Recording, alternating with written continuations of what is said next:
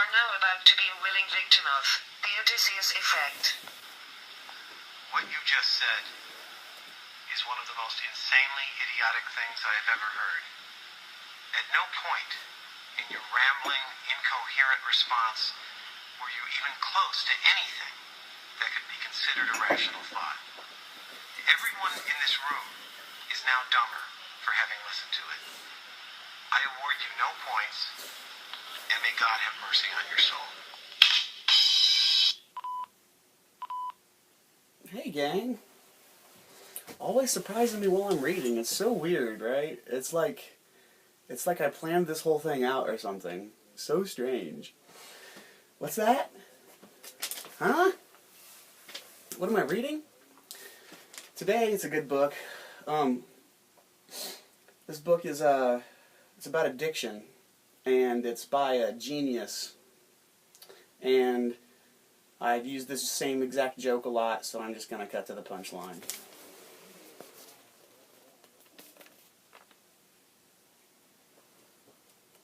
Notice the author? Tyler Otis, PhD. What up, gang? Alright, today's shirt, melt your face. Got this shirt at Walmart, because I'm a poor boy, but I got this jacket at Ralph Lauren, because I got my eye on the prize. Today's watch, coolest thing about this podcast is I can record it completely naked from the waist down. Isn't that cool? Like, I can just, like, my dick's out right now. Like, that's how cool this shit is. You don't believe me? You don't believe me?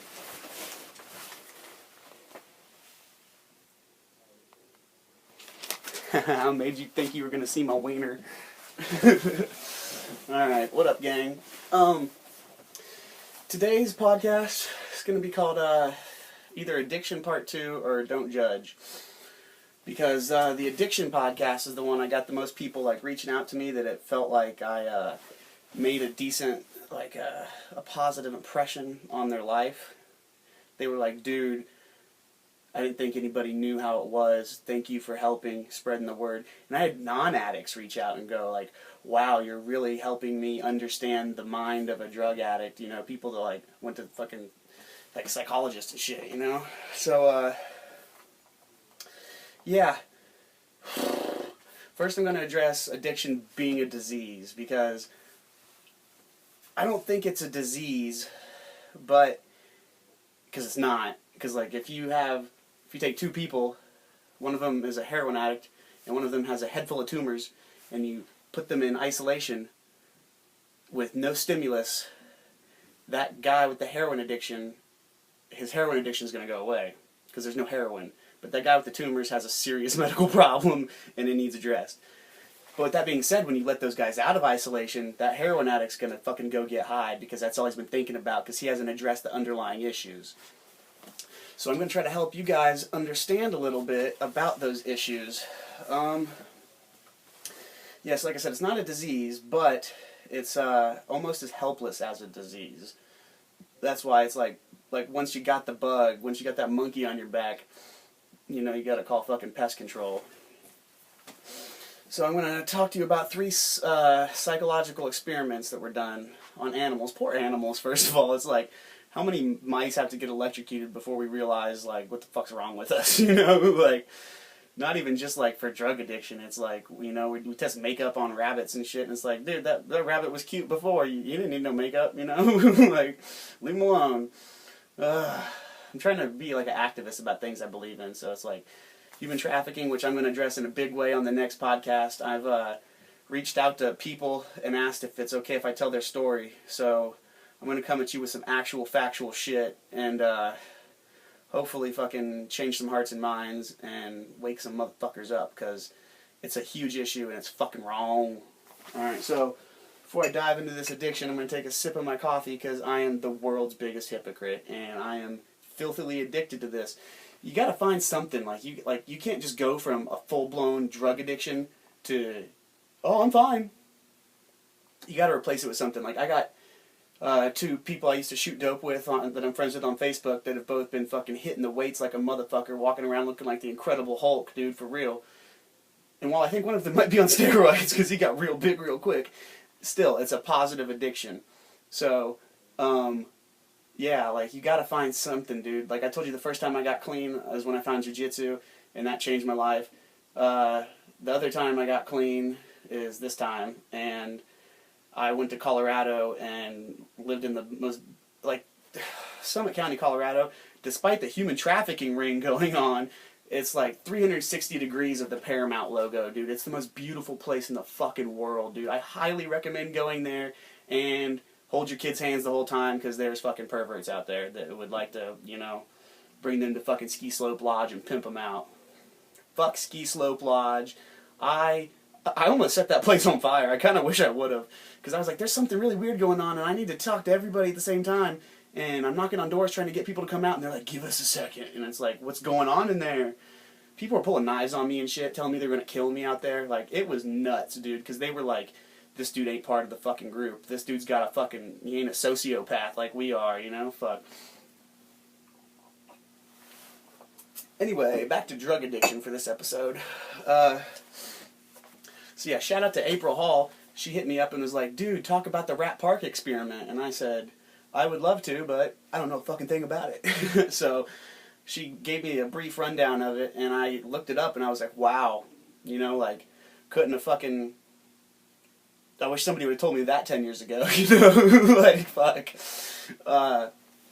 So yeah, shout out to April for the fucking tip on the topic. So, the Rat Park experiment, what they did was, back in like the 20s and shit, they would just, they'd put rats in cages, and they'd give them 2 water bottles, okay? One water bottle is a water bottle. The other water bottle, full of morphine, or cocaine, or heroin, or just something that you drink it, and you're like, oh yeah, I'm gonna stick to the water bottle B, something fucking super addictive, chemically, in your brain. And what these rats would do is 9 out of 10 times they'd keep hitting water bottle B until they fucking overdosed. They had no control. They were like, fuck this shit. That shit is good. I feel good, and give me more, give me more, give me... That's what would happen to these rats.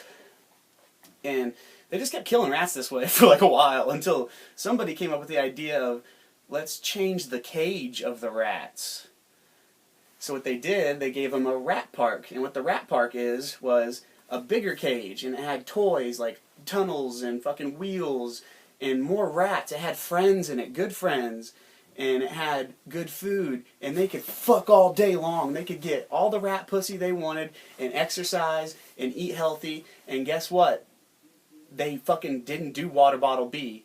They would hit it every now and then, but none of them got so addicted to it that it was their go-to water bottle. None of them overdosed. None of them were so dependent on the chemicals for their happiness that they took it too far and died, because they got their happiness through good food, exercise, tons of sex, for real.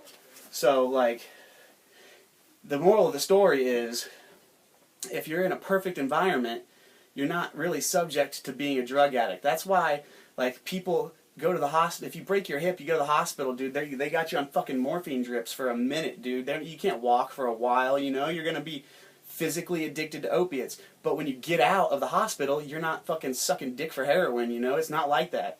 I'd like to say that I've never sucked dick for heroin. I've only sucked dick for the pleasure of it. I'm just kidding. I wouldn't do that.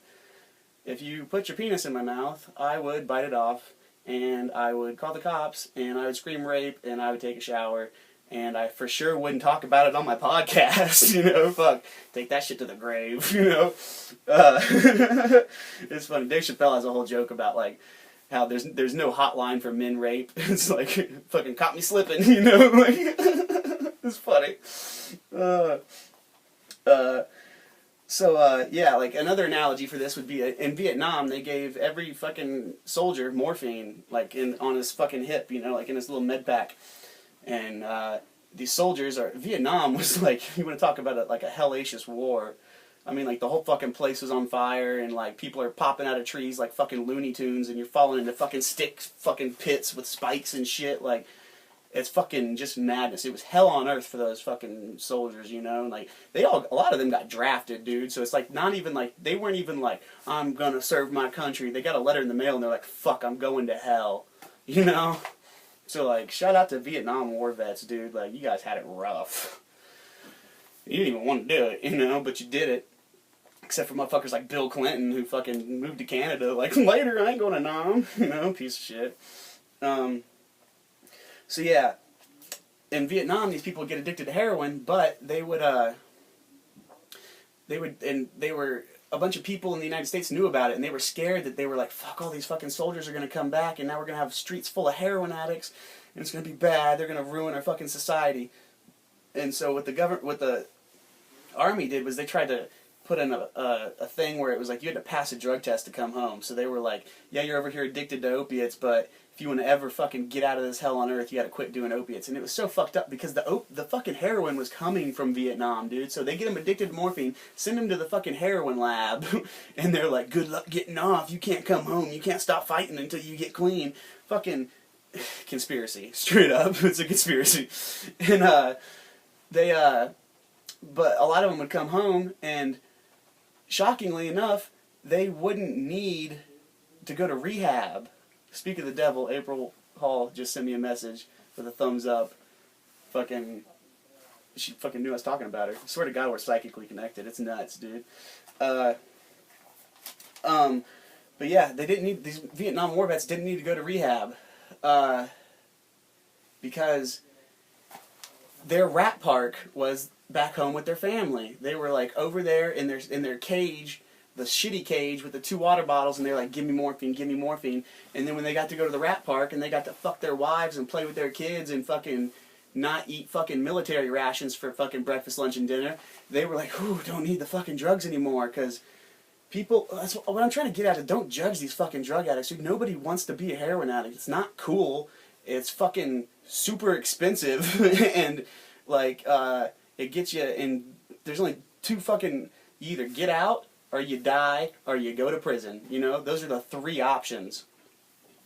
Luckily for me, fucking 10 months off the shit, I got out, dude. My fucking homie Waggy got out. My fucking homie, who else is off the shit? Fucking Sean Tolan, Matt Whitty. There's a lot of us that are really lucky to be alive. And, you know, we need support, guys. So, like, don't fucking judge us, dude, because we didn't like to be doing that shit. You know, we don't like having shitty reputations and losing friends. And the point of all this is to fucking stick by your fucking friends, dude. Yeah, they might be sad to be around, but, like, think about how sad that person is that's fucking sticking needles in their arm, dude. It's so hard to fucking... You're being selfish if you turn your back on your fucking dopehead friends, for real. You're a piece of shit. Sorry. And, okay, here's another study on mice. I don't know the name of this study. I tried to look it up, and I couldn't find the name, but I found all the info about it. And this goes into effect of like how people are predetermined to become drug addicts, are more likely to than others. Like I told you in the podcast about addiction, I never knew my dad, and he died in 2009. But my sisters, who we had the same dad, I've been talking to them on Facebook, and they were telling me how he was addicted to opiates for his entire fucking life. And I was like, wow, that explains so much. It made me feel better about my shit, because it's like I wasn't just being a piece of shit, you know? Like, it was in my fucking DNA. And if you don't believe that, listen to this study. So they get these mice, and they put them in a cage. The floor is electrified. They got a button that turns it on, and it shocks these mice. But what they do before they shock them, they make the whole room smell like cherry blossoms. Smells like cherries. So, room smells like cherries, get electrocuted. Room smells like cherries, get electrocuted. Room smells like cherries, get electrocuted. And they would breed these mice with other mice that had never smelled the cherries, never got electrocuted, totally normal fucking mice, just fucking mice. And they would breed them with these traumatized mice who fucking freak the fuck out when they smell cherries, because they're like, I'm about to die. Every time I smell a cherry, I almost die. And guess what? The offspring of these 2 different mice, traumatized mice, normal mice, they're babies. When they smell cherries, they've never been electrocuted, these babies. They've never been exposed to a cherry blossom. They've never had the trauma. But when the first time they smell cherry blossoms, they almost have heart attacks. Just boom, boom, boom, boom, boom, boom, boom, boom. Because that trauma, that fear was distilled in their DNA. This is what, like, I don't believe in, like, I believe in evolution, but evolution of species, not evolution of, like, we didn't all come from one thing, okay? A cat can evolve into a tiger to a lion, saber-toothed tiger, you know, but a cat will never turn into a bear, alright? I'm a human. I could have evolved from a fucking 30-foot human or a midget, but I didn't evolve from a fucking monkey. I'm not a fucking monkey, alright? I'm just not. I'm a whole lot like a monkey, just like a cat's a whole lot like a dog, but they can't have babies. A cat can't get a dog pregnant, I can't get a monkey pregnant, I tried. So yeah, so these mice that had never been shocked, never smelled cherries, knew what the fuck was up. The second they smelled a cherry, they had a fucking heart attack. So, me, didn't know my dad was a drug addict. First time I did heroin, hooked like that, dude. Because I had a genetic disposition to be addicted to opiates. And if you don't fucking believe that, I'm fucking sorry about you. But there's people with degrees that are a lot smarter than you that figured this shit out with mice, you know? And here's another thing that like goes into it, to where it's like, so if you don't have a genetic disposition, but you're still caught in the fucking jungle, here's the reason why. It's called mob mentality. It's a real thing too. They did this study with, this one was on monkeys, not mice, so it's like on a higher level of consciousness, with chimpanzees, I believe. And what they would do, electrified floor, same situation, there's a ladder in the middle of the room. On top of the ladder, or from the ceiling, there's bananas hung from a rope. And whenever one of these monkeys would want a banana, he would climb the ladder, get a banana, but whenever he retrieved the banana, all the monkeys on the ground got electrocuted. So it got to the point where like all these monkeys would one by one go get bananas, and all the monkeys on the ground were like, this motherfucker's eating all the fucking bananas and we're about to fucking get electrocuted.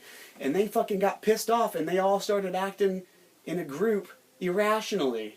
They were like, fuck this shit. Whenever a monkey tried to go get the banana, they would pull him down and they would fucking almost kill him. They would almost beat this monkey to death. They were like, fuck you, not happening. You don't get bananas in this fucking room. If you don't know, the floor's electrified. And so what they did is one by one monkey by one monkey, removed them and replaced them. Remove them and replace them. And this whole time they're replacing, they're not electrifying. But every time a monkey climbs, he gets pulled down and beaten. Pulled down and beaten. Pulled down and beaten. To the point where it's all new monkeys now. No one's ever been electrocuted. They are pulling these monkeys down and beating them, and they don't even know why. They don't even know why. They've never been electrocuted, but they know when a monkey climbs that ladder, you beat his ass. So that's like when if you're fucking sitting there and all you know is me and my fucking 5 friends do fucking dope every day, and that's just your fucking life. Like, dope heads come and go, people get sober, new dope heads come in the circle, and you're just caught in the fucking jungle, dude. You don't know why you're acting like a fucking monkey. It's just your fucking life now. And it's so hard to break that cycle. It's so hard to, like, stop doing something that one, is physically addictive, and 2, that is, like, your fucking life, dude, you know? The hardest part for me about getting sober was waking up in the morning. It was like, I open my eyes. If I have any money, I immediately am like, okay, wake up, go fucking get in the car, hit up the dope man, let's fucking get high. Or if I don't have any money, I hit up my friends and say, who needs a ride? Let's go get high, you know? It's like the same shit. Doesn't make sense, man. You get caught in this fucking cycle, and it's fucking vicious. And there's very little help, because all your friends not in the circle are outside going, can you believe he's doing this? He would rather get high than hang out with us. What a piece of shit. Dude, no. Fucking pull me out the circle. Give me a fucking hug. Tell me you love me, dude. Fuck. You're an asshole. All of y'all. You know who you are. Yeah, dude. So when you know somebody's hurting and you don't fucking say hi or offer to hang out with them, some of these bodies are on your fucking conscience, you know? For real. I got 2 bodies on my conscience, and I've got 5 people walking this earth that I saved their fucking life by just being next to them. They overdosed. I gave them the breath of life. Plug the nose, tilt the head, breathe in, let them breathe out. You don't have to pump on the chest. Their heart's beating. They're not breathing. Plug the nose, tilt the head, breathe in. Do that until their blue fucking face goes away, and then you smack the fucking shit out of them until they wake up. Or you call 911, or if you got some Narcan, or if you got Suboxone, put a Suboxone under their tongue, the fucking naloxone in it will hit their brain, knock all the heroin out. Or if they're fucking real fucked up, you know, you gotta give them a shot of something, like.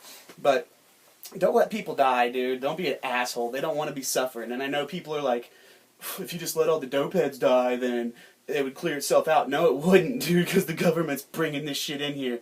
More and more people get addicted every year. It's not like it's going away when people die. Somebody overdoses, you know what the fucking group of friends go? You know what they say? They're not like, oh shit, we gotta get sober, guys. They go, which dope man did you hit up? Because that was some good shit.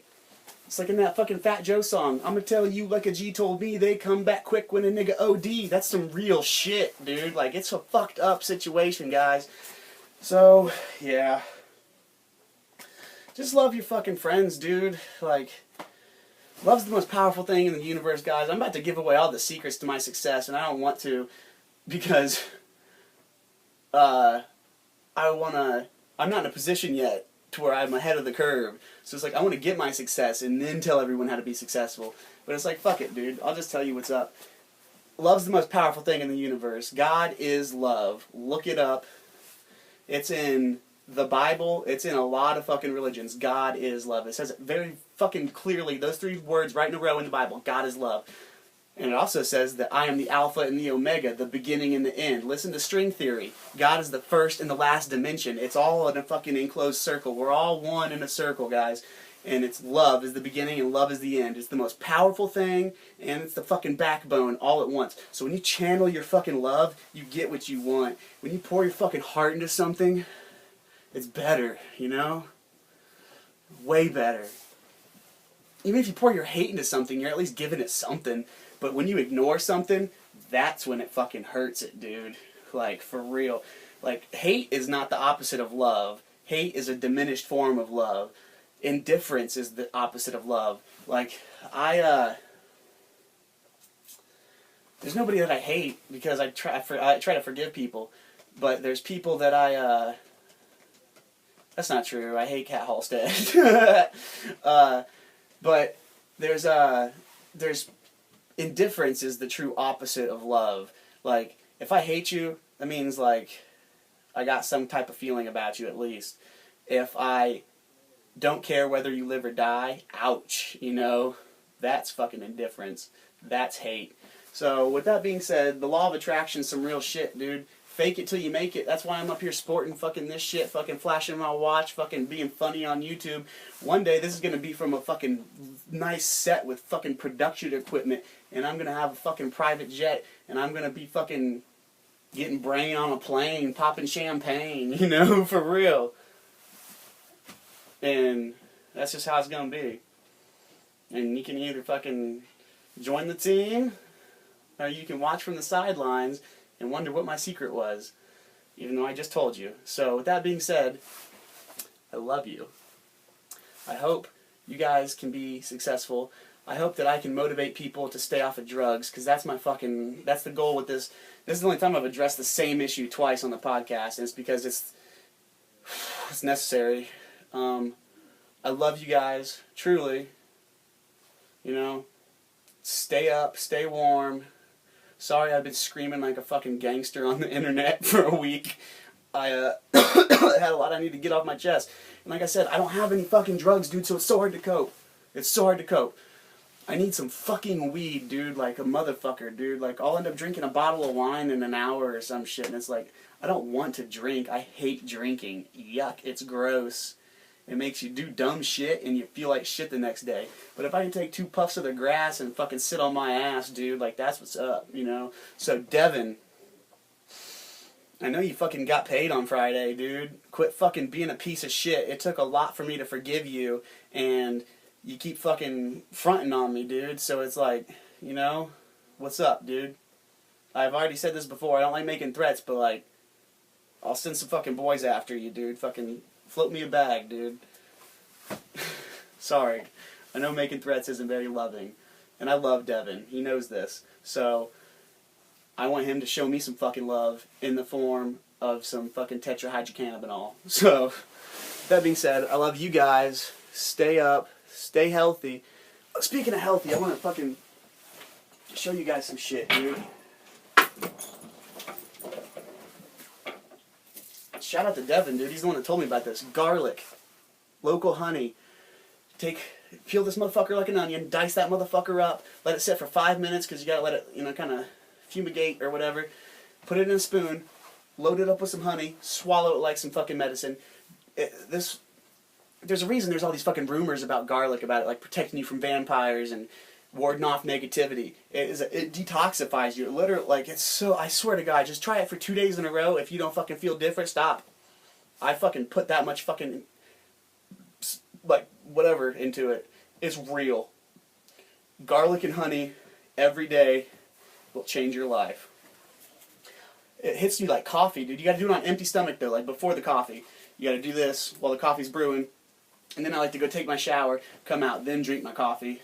So yeah, I'm talking about addiction, and I'm like, do this every day, guys, and then drink coffee. Anyway, so yeah, with that being said, I'm going to stop this podcast and go smoke a cigarette, because I'm a fucking hypocrite. Love you. Be safe, guys. Talk to you later.